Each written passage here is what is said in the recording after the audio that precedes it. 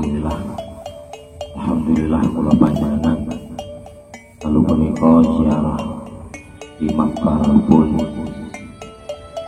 ingkang masyhur dengan sebutan Wonoskoro ataupun Syah Wonoskoro, tempatipun di desa Bandarkaro, kue napa to Hukum Bintaro,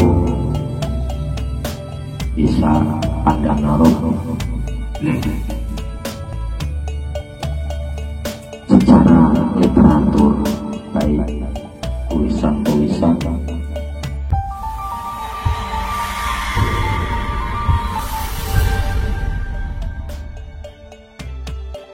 Salamullah ya sadda minal rahman ya sallallahu alaihi wasallam.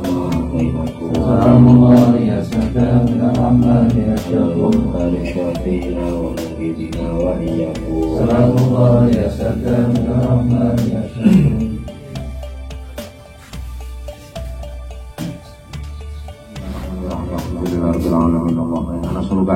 wa natawassalu bi nabiyyika Muhammadin sallallahu alaihi wasallam ya nabi Allah ya Rasulullah ya Muhammadin inna natawassalu bika ila rabbina bi qadri hajatina ya Allah.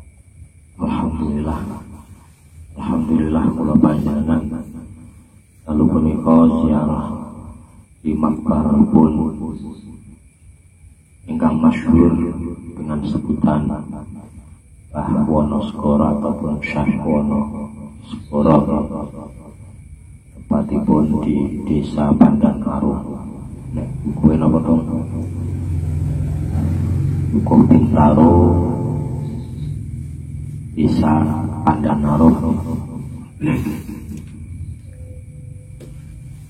Secara literatur baik tulisan-tulisan ini belum ada dari cerita rakyat maupun sebagian dari beberapa ulama kumpul wonten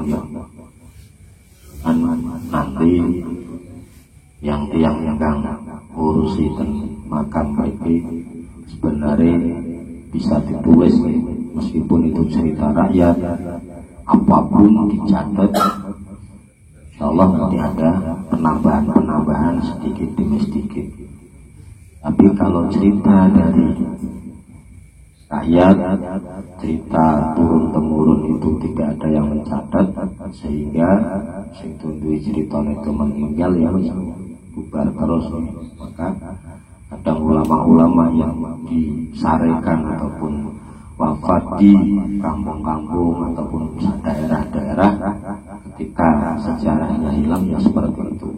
Tapi kalau ada semacam catatan itu nanti bisa berkembang sedikit demi sedikit. Kita dari rakyat, memang beliau disebut dengan Mbah Wali Wonoskoro atau Mbah Wali Wonoskoro. Ini pun disebut kalian tiang-tiang Bandarkaro. Kalau dilihat dari makna Wono itu maknanya apa? Awas ataupun hutan. Sementara Skoro itu laut. Kalau dilihat dari makna lautan yang luas, itu Habib Lutfi menerjemahkan beliau adalah samudranya ilmu. Orang yang ilmunya luas, pengetahuannya luas. Ada yang memaknai secara lafziyah dikaitkan dengan jika terjadi peperangan Londo, itu daerah sini sering terlihat lautan. Wonoskoro ataupun menjadi lautan yang luas sehingga tidak terjamah oleh Londo. Jadi Pak Mrene ini akhirnya muter karena terhalang oleh lautan yang luas. Itu termasuk nibatil karomah biasanya ya. Kados di Inggot itu seperti tempat makam Dato Abdullah Iman itu, kalau didatangi Londo dulu cerita dari kakek saya itu kelihatannya rawa, sehingga Londo itu terkompon orang berdua di nopo diangkat mendulu kalau melakukan kaya anggap yang kelangi padahal nang daratan. Seperti contoh Masjid Mbah Kiai Thohir bin Abdul Latif di Katinan perbatasan Jenggot. Itu ketika didatangi Londo, masjid itu seakan-akan berubah, kelihatannya itu seperti kapal besar. Jadi banyak kalau Mbah Kiai Thohir jare selalu gagal karena terlihat seperti itu. Terus di makam Jambu Karang ataupun yang terkenal dengan makam Si Keseng itu memang ada ya semacam ya bisa dikatakan itu karomah daripada para aulia. Ya mungkin juga ada doa-doa tertentu ya. Keseng itu jika Londo dari batasnya semakin ke barat semakin ke timur itu ditanami pojok desone pakai arong, sehingga ketika Londo lewat itu kampung itu seperti kampung yang baru terbakar, sehingga Londo pak opo nganggon kampung sing kopo diliwati tok wakilan jare unggal arong mau ora dicabut sampai arang jaring ya. Sehingga akhirnya ada kampung yang tersembunyi yang tidak bisa dilihat oleh mata biasa. Itu kalau di makna secara waktiah ya, karena beliau disebut dengan Wonosgoro. Ya, saya lebih condong ketika beliau Habib Muhammad Lutfi menerjemah Wonosgoro dengan ilmu pengetahuan yang luas. Memang di daerah sini, di daerah Pandanarum ya, dulu ini makam kan di uri-uri ataupun di rumah itu ya sekitar 15 ataupun 10 tahun yang lalu ya. Sebelum itu ya lemah biasa, artinya tidak begitu terurus. Tapi kesini dengan makam itu diperbaiki, dirawat, alhamdulillah. Dari perjalanan saya masuk desa Pandanarum ini, masyarakatnya sudah mulai ekonominya juga bagus. Itu kadang seperti itu. Sebenarnya uang ini orang butuh di uri-uri. Makanya dengan kita berziarah, kita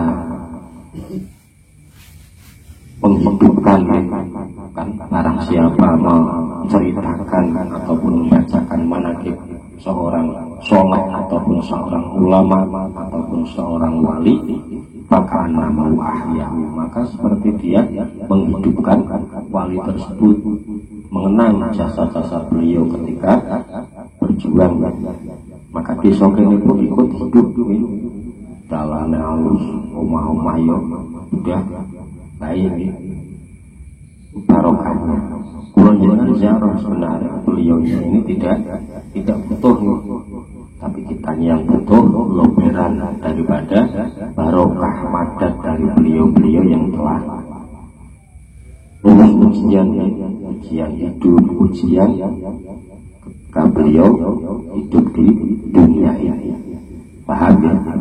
Itu makanya orang-orang sini sampai dijadikan menjadi tanda dengar cari. Dulu ketika orang-orang itu mau tandur saja, waktu tandur sekarang ini ini kan daerahnya kata sawah pertanian, sehingga dapat tandur ono sing dimakai atau diperhatikan oleh warga sekitar. Kira-kira kok ono lorot itu di bawah jam 12, maka tandurnya jare tanggal 6. Tapi naik ya hole upaya apa ning riyen zaman riyen niku nek hol iku do lewekan ten mriki.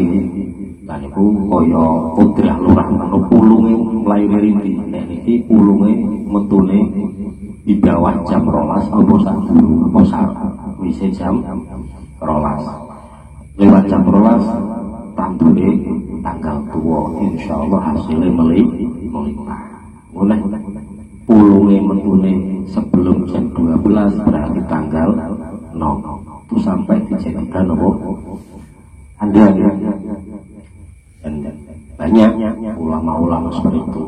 Habib Toha Ciledug itu juga menjadi tanda beliau itu sudah hadir jari wakilah aroma Habib Toha itu Habib Toha Ciledug Sohibul Rotibul Kubro itu beliau nek bulan Saban itu indah. Antara Jabal Qaf sama dunia yang kita pijak ini selisihnya sekitar 1 bulan, lebih cepat sana. Dari beliau poso nang Jabal Qaf, tapi ketika beliau wis kundur itu menunjukkan Jabal Qaf itu ini lebih poso. Habib Al-Haddad namanya soko lawan nang Tegal itu Al-Haddad apa ten Tegal iku khole paling akhir Sya'ban. Jadi nek mriko niku khol yang begini tarawih nggih. Iku kangge tondo tok ya boten napa-napa ya. Dudu napa? Ya memang nganggo ilmu artinya semuanya tidak boleh nganggo itu secara mutlak, tetap ada ilmunya. Wong ru'yah ya tetap pakai ilmu, tidak mungkin ru'yah tok. Wong ru'yah tok ora ora kaiti gila benar. Sebelah ngendi tingginya berapa derajat ngawur tok delok ulet ora ora apa tetap ono ilmu. Dan mungkin cerita rakyat juga masih banyak ya, tapi yang jelas beliau ini di zaman siapa ataupun di era siapa. Jadi masih ada beberapa versi juga, ada yang mengatakan beliau itu dari versi dari zaman Demak. Kalau melihat daripada nopo di antara pendukungnya dengan dukuhnya nama Bintaro, Demak Bintoro, Jahe dikaitkan seperti itu. Ada yang mengatakan beliau di era ataupun zaman Mataram. Tapi kalau saya sendiri lebih condong beliau di zaman Mataram. Di zaman Mataram memang pasukan yang pernah saya ceritakan, pasukan daripada Sultan Agung ketiga Chokrawati ini banyak dari kalangan ulama, karena termasuk Sultan Agung yang dicintai rakyat Jakarta maupun para ulama. Beda nanti putranya, tapi beliau Sultan Agung yang ketiga itu sangat dicintai. Makanya ketika ada seruan jihad, ini tidak hanya pasukan saja, tapi dari rakyat, dari para ulama, semuanya sengguyung berangkat ke Batavia. Itu memang banyak ya, karena perjalanan jauh, ada yang meninggal di perjalanan, ada yang ketika pulang tidak kembali ke Mataram ya, ataupun ke Jogja, sehingga beliau banyak berdakwah di perjalanan antara Jogja sampai Jakarta, di Tegal, Pekalongan, Batang, itu banyak sekali. Ambil itu. Terus selanjutnya saya juga sering wanti-wanti pesan oleh panjenengan ketika kita ziarah di makam yang ada gumuhnya yang itu jangan kita beranggapan itu adalah angkat kewalian. Berarti ono gumuke semakin besar itu tingkat kewaliannya tinggi, itu bukan tanda. Memang tekstur tanahnya yang mengeluarkan gumuh, tapi tak perlu sama kemana itu keramat bukan ya? Tapi memang tekstur tanahnya. Kalau panjenengan itu sebagai tanda bahwa makam itu angkatnya ketip krono gumuh gede, itu salah. Kalau nampak gumuhan di gedinan makam Kanjeng Nabi kudu desa gunung orang. Krono Kanjeng Nabi terus Nabi bae wali ya orang tong sandure wali kutub kalah. Ataupun aulia di Yaman sana ya, ataupun di Makkah praktek bungso wali agung Judiro ya, tapi tidak ada gumuhnya. Jadi ini bukan rangkaian daripada tingkat kewalian para wali. Tapi beliau juga ada yang mengatakan bahwa dia ini bagian daripada wali adil yang wonten langku keabsahane. Makanya dari orang-orang Pandanarum sini bisa menelusuri, ojo bosan mencari satu sejarah. Bosan ya harus mandek di situ saja. Kalau dilihat dari desa-desa sekitar ini tidak ada yang mengarah ke Pandanarum, hanya sini saja dengan nama sebutan Pandanarum.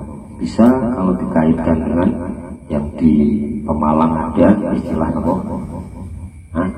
Pandan Jati, Pandan Wali, mungkin bisa dikaitkan ke situ ya, asalkan mau menelusur mencari sejarahnya agar lebih lengkap. Tapi kalau panjenengan nantinya sudah ziarah ke makam beliau ini, dan beliau termasuk min jumlatil auliya ya, dan pembuden daripada makam desa Pandan Arum ya.